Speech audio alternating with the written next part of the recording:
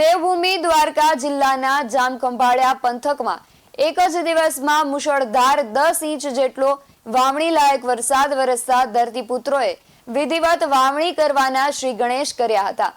દેવભૂમિ દ્વારકા જિલ્લામાં ખેડૂતો મુખ્યત્વે પોતાના ખેતર કે વાડીમાં મગફળી અને કપાસનું વાવેતર કરતા હોય છે। જિલ્લાના મોટા ભાગના ધરતીપુત્રો પિયતના સાધન માટે વરસાદી પાણી ઉપર નિર્ભર રહે છે। ત્યારે જામખંભાળિયા પંથકમાં ખેતી માટે વાવણી લાયક વરસાદ વરસી જતા ધરતીપુત્રોમાં ખુશીનો માહોલ છવાયો હતો। વરસાદના 2 દિવસના વિરામ બાદ વરાપ નીકળતા જામખંભાળિયા રામનગર વિસ્તારમાં ધરતીપુત્રોએ વાવણી કરવાના શ્રી ગણેશ કરી વાવણીનું કામ હાથ ધર્યું હતું।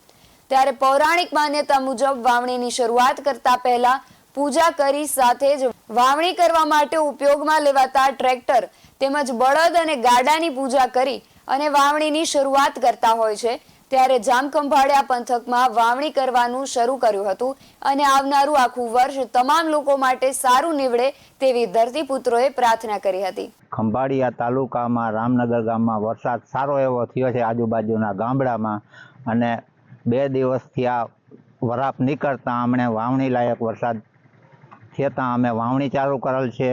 અને બીજા નંબરમાં કે અમે જૂની પરંપરા, અમારા બાપ દાદાના પરંપરા જાળવેલી છે બળદથી જ વાવણી કરવાની એવી, તે અમે આજથી વાવણીના શ્રી ગણેશ કર્યા છે। અને વાવણી લાયક વરસાદ થતાં અમે ખૂબ આનંદમાં છીએ।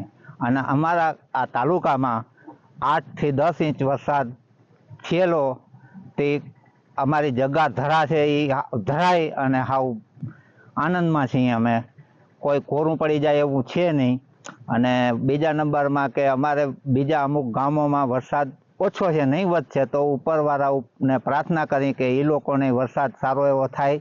અને અમારા ઉપર તો કુદરત મહેરબાન થયા, પણ એના ઉપર મહેરબાન થાય એવી પ્રભુ પાસે પ્રાર્થના કરીએ છીએ કે બધા ખેડૂતો સરખા જ રહેવા જોઈએ। કુદરતનો એવો ન્યાય છે કે બધાને સરખા જ રાખવા જોઈએ। BSN TV ન્યૂઝ સાથે જયસુખ મોદી, જામખંભાળિયા।